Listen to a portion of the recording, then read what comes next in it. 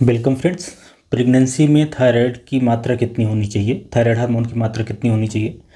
जब भी प्रेगनेंसी किसी को डायग्नोस होती है तो थायराइड की टेस्टिंग बहुत कॉमन है, करवाना भी चाहिए क्योंकि थायराइड की समस्या प्रेगनेंसी के समय बढ़ जाती है और इसके कंसिक्वेंसेस भी खतरनाक होते हैं। अगर किसी को थायराइड की कमी है प्रेगनेंसी के दौरान तो उससे बुरा असर पड़ सकता है बच्चे पे भी और मदर पे भी। बच्चे का जो ब्रेन का डेवलपमेंट है वो प्रभावित होता है और मदर में भी कई तरह की समस्याएं जैसे कि खून की कमी हो जाना, हाइपरटेंशन का हो जाना, प्री टर्म लेबर हो जाना, बच्चे की ग्रोथ नहीं होना, इस तरह की काफ़ी समस्या आ जाती है। तो अब इसमें कितनी नॉर्मल वैल्यू होना चाहिए। जैसे किसी ने थायराइड की टेस्टिंग कराई प्रेगनेंसी के समय तो इसमें आपको ये समझना है कि जो थायराइड की टेस्टिंग में 3 पैरामीटर मिलते हैं, TSH मिलता है, T4 मिलता है और T3 मिलती है। अमूमन यही कराया जाता है। कुछ केसेस में free T4 and free T3 ये भी करवाया जाता है। कुछ केसेस में, ज़्यादातर केसेस में TSH, T4 और T3 कराना जाता है। अब इसमें TSH को समझना है, सबसे इंपॉर्टेंट यही होता है। थायराइड का अगर फंक्शन जानना है कि थायराइड अच्छे से काम कर रहा है कि नहीं कर रहा है, ये जो दवाइयाँ चल रही हैं उसके असेसमेंट के लिए जो TSH के लेवल है सारा वही गाइड करता है। नॉर्मल कंडीशन में जो TSH होता है वो 0.3 से लेके 4.5 मिली इंटरनेशनल यूनिट पर लीटर होता है। ये नॉर्मल केस में, नॉर्मल एडल्ट की बात कर रहे हैं, चाहे मेल हो चाहे फीमेल हो।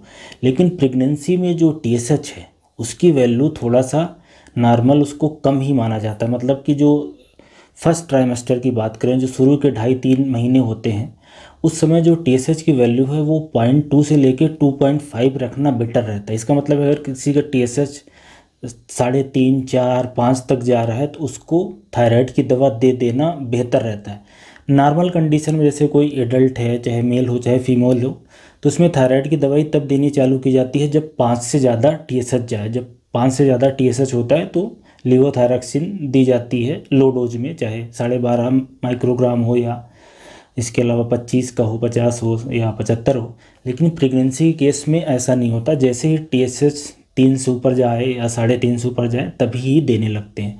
तो फर्स्ट ट्राइमेस्टर में जो नॉर्मल वैल्यू TSH की होती है 0.2 से लेके 2.5 है। और जो सेकेंड ट्राइमेस्टर मतलब कि तीसरे महीने से लेके 9वें महीने के बीच में, उसमें TSH की वैल्यू 0.25 से लेके 3.5 मिलियन इंटरनेशनल यूनिट पर लीटर होती है। तो ये आपको एक महत्वपूर्ण बात समझनी है।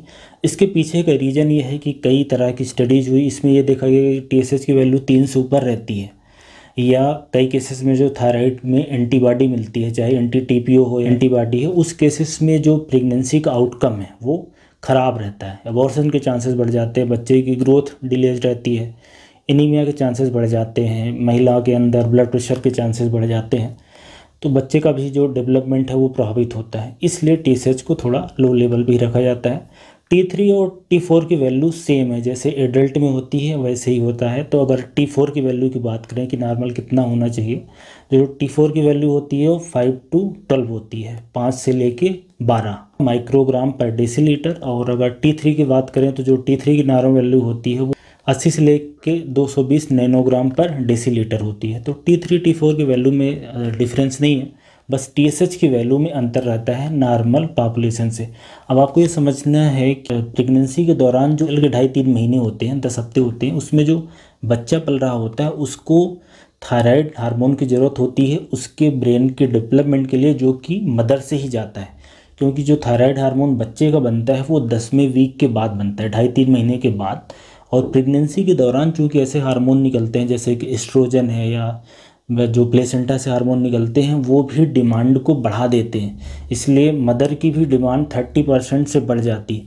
इसलिए अमूमन ऐसा रहता है कि अगर किसी महिला को थायराइड की दवाई चल रही है, जैसे कि उनको 50 माइक्रोग्राम चल रही है, और अगर वो प्रेग्नेंट होती हैं तो जो उनकी दवाई है उसका डोज बढ़ा दिया जाता है अप टू 30% या कई केसेस में 50% तक बढ़ा दिया जाता है।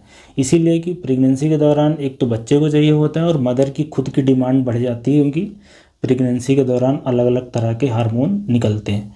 तो ये मेरा कहने का मतलब है कि जो नॉर्मल वैल्यू है थायराइड की प्रेगनेंसी के दौरान वो थोड़ी सी अलग होती है नॉर्मल पॉपुलेशन से। आपको हो सकता है कि रिपोर्ट में नॉर्मल वैल्यू 4.5 या 5 तक मिले TSH की, लेकिन उसको थोड़ा सा कम रखना ही बेहतर रहता है। अगर किसी की बढ़ी हुई है, 3 से ज़्यादा हुई है, 3.5 है, तो आपको एक बार डॉक्टर से सलाह ले लेना चाहिए।